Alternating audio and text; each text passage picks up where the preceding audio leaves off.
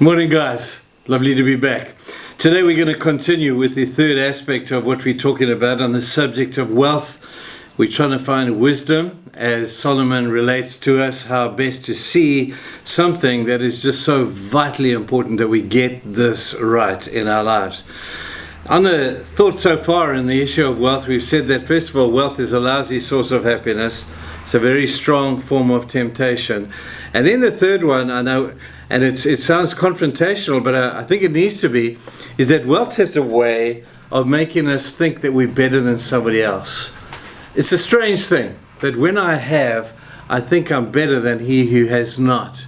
It's a strange subtlety that comes with wealth that makes people look down on others and makes people look like they think they're better than somebody else.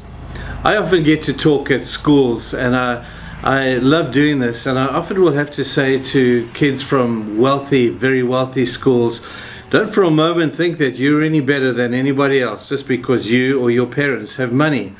And they look at this and say, but look at us, look what we've got, look how we live, look at the image that we have.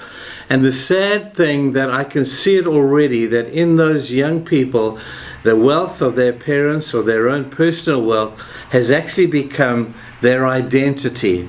They will only identify with people of similar standing. Now I know I'm generalizing, but I'm nervous because I watch this and I see how many people have their personal identity wrapped up in how much they own. And as a result, they can tend to look down on people around them. I'm not sure why this is, but the Bible warns us about it.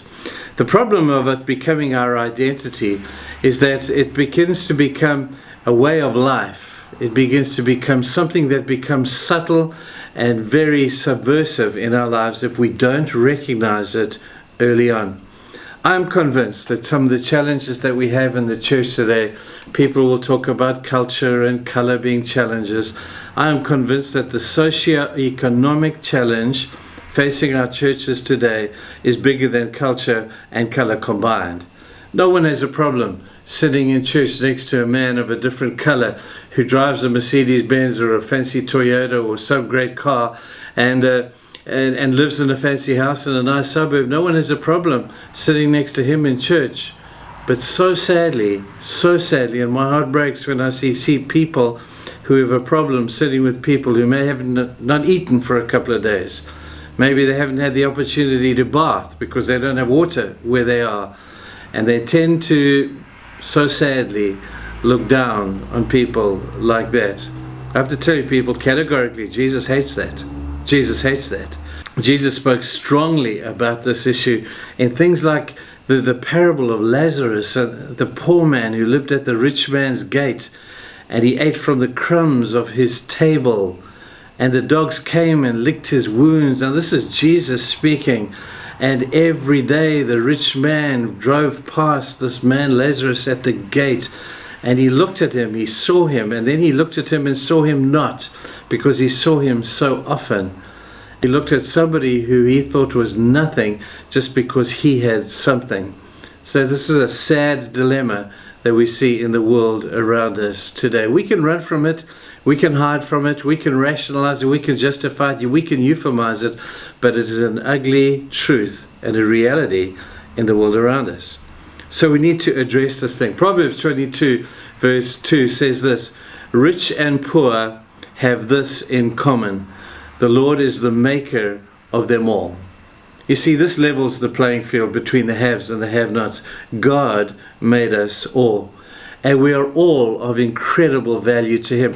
The rich man is of no more value to God than the poor man. The wealthy man is of no more value than the man who lies in the gutter. They are all of exactly the same value to God who made them all. It's a humbling experience to experience the hospitality of some poor people. Now I know some poor people, and again I know I'm generalizing, can become a little bit angry or maybe a little bit bitter over the fact that they are poor, but there are some that can change your life. I remember as a teenager, my parents wanted to visit a little mission station one Sunday after church. I had better things to do. I wanted to go out with my friends, I wanted to go fishing, I wanted to do some stuff. But my parents insisted that we went with them to lunch in a rural area to a man who'd invited us to lunch. We got in our car, we drove for hours, we got to this little kraal in the middle of nowhere, and I was bitter and twisted and wishing I was back at home. And we got out of the car and we were welcomed with the most amazing welcome into this incredibly poor man's house. Now he was rich, but he looked poor. He was rich in himself because he was so welcoming to people who others would have maybe not liked to have in their home. He welcomed us in. We sat on paint tins. He gave us each a tin. We had a fire in the middle of the hut. And my anxiety and my bitterness is getting stronger and stronger. I'm saying, what are we doing here? Can't we just go home? And then I was humbled when this man called his children, introduced them by name to each one of us. They sang a song for us. And then he gave us all a glass of water. And the kids began to go and look for lunch. They went outside and they found a chicken, the only chicken that they had. And this roadrunner, they killed it. And they took an hour to cook it in a pot, and they brought their chicken to us to eat. I was humbled. It was probably their last little meal that they had, and they gave it to people who could probably have used less food than more. That one incident as a teenager changed my perspective on poor people, on people who are challenged financially.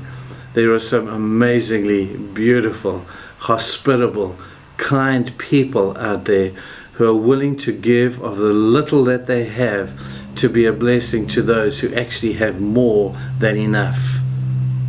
Shouldn't it be the other way around? Shouldn't it be the other way around?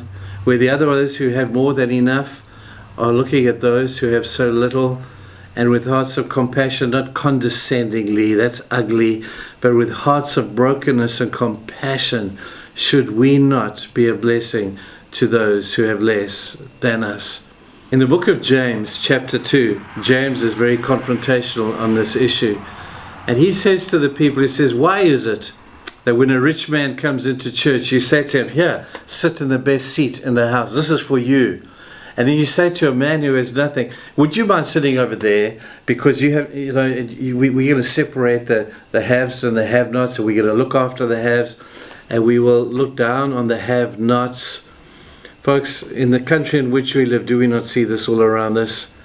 And I have to tell you, people, it breaks God's heart to see us do this very same thing. And I hope that our church will be known for its reaching out to people around us, to people of different colors, cultures, and socioeconomic classes, with a love that only God can give.